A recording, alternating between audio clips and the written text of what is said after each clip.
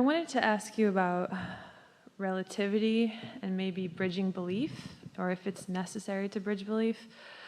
For me, focusing with my inner being has become like almost like an automatic process for years, but something has come up that seems so sticky, and I'm wondering if I should try to bridge a belief about it, or just like feel the sensation of it and let it pass. Do you understand what she's asking? Should I ignore it? Which begs the question, can I ignore it? Because if you can ignore it, that's always the path of least resistance. Because if something's sticky, it's because of attention to it, which is causing resistance. So if you can ignore it, that's what we were talking to our friend about. There's a tendency to want so much to get to the bottom of something that you just hold unnecessary stickiness to you longer than is necessary. That's what unnecessary means, unnecessary. And I do that.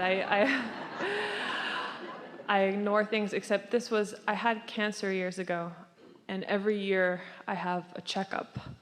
And ever since I've become so sensitive to the way I feel and so caring about feeling good, especially this year, like the checkup felt the fear that I felt when I got an email from the lab or a call from the doctor. There's no evidence that anything is wrong. I'm fine. But the experience of having to check and go back, it feels so heavy. And it's only once a year, but it's so painful. So I don't know how to ignore it. Well, so let's talk about this. Let's talk about what the path of least resistance really is for you. Let's start by your acknowledgement that you believe that you are fine. Do you believe that? Yes. Then why are you going for the checkup?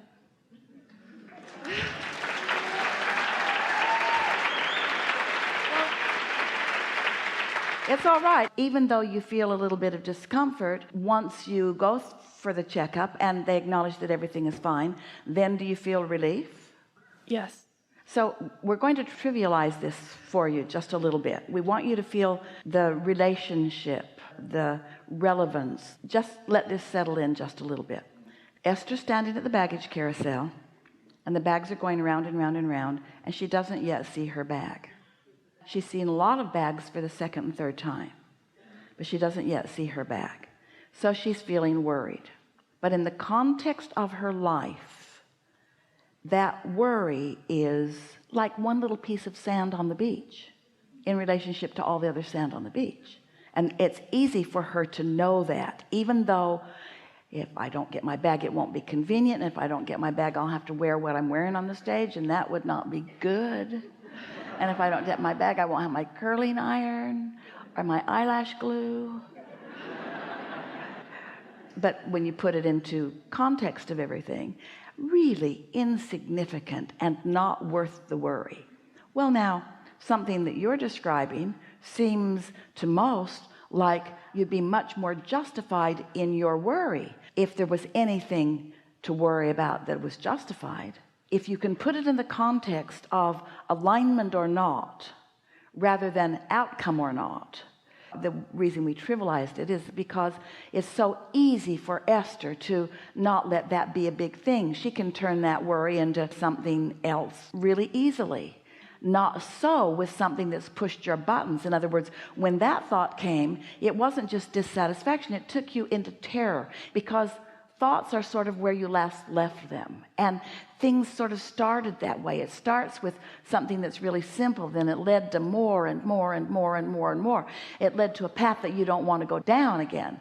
The question that we want to put to you is, why would you let your mind go down that path when there's no justification for worry? You have to talk yourself into the understanding and the deliberate application of what you know about the law rather than about outcomes. We're going to give you something, and we really want you to hear this.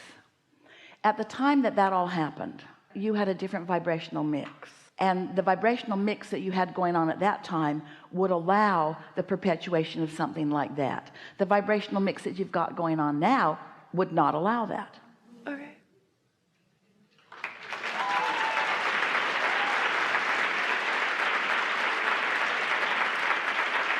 So take your life as a whole and let that mix keep working, staying on the satisfied side and the satisfied side, then that mix stays like it is. But let that test worry you, and let that be something that you think about a lot, then that mix could in time change. You see what we're getting at? Yes.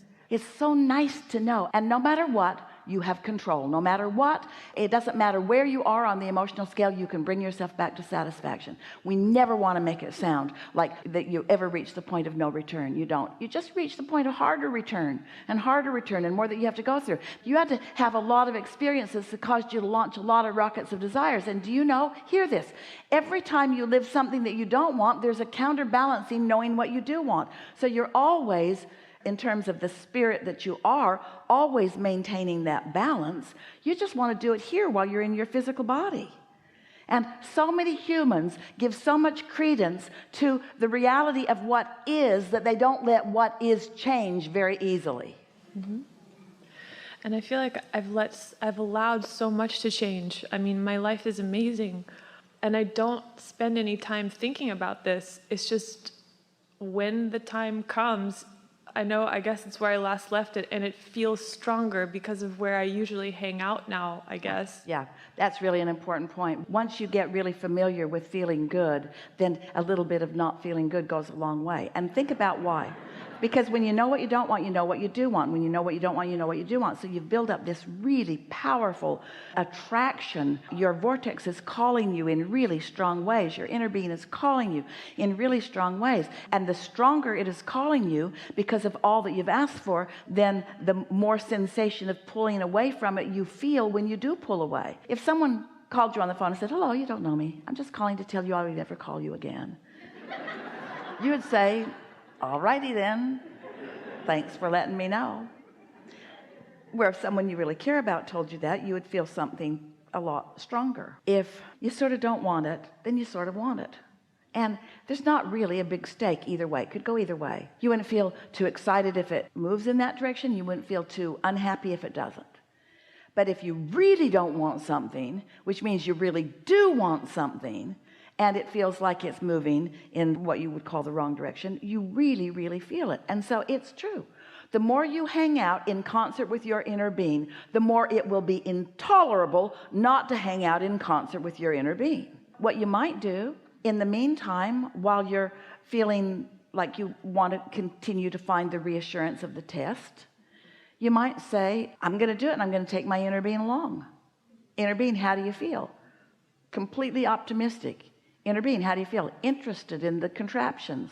Inner being, how do you feel? Interested in these nice people that are doing this work in this place.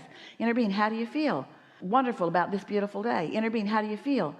Fascinated with your magnificent body. Inner being, how do you feel? Your inner being has a whole lot that it knows and feels about you, you see. So if you're going to go, take your inner being. Don't go anywhere without your inner being. Wait, don't go anywhere without your awareness that your inner being is with you. Don't go anywhere without your inner being. That's not the right statement, because you can't go anywhere without your inner being. Don't go anywhere without your knowledge that your inner being is coming along with you. And that's why it felt horrible. You thought thoughts that your inner being didn't feel. So you invited your inner being along and then didn't hang around with your inner being. See how it is? Very clarifying, yes? Good time for a segment of refreshment.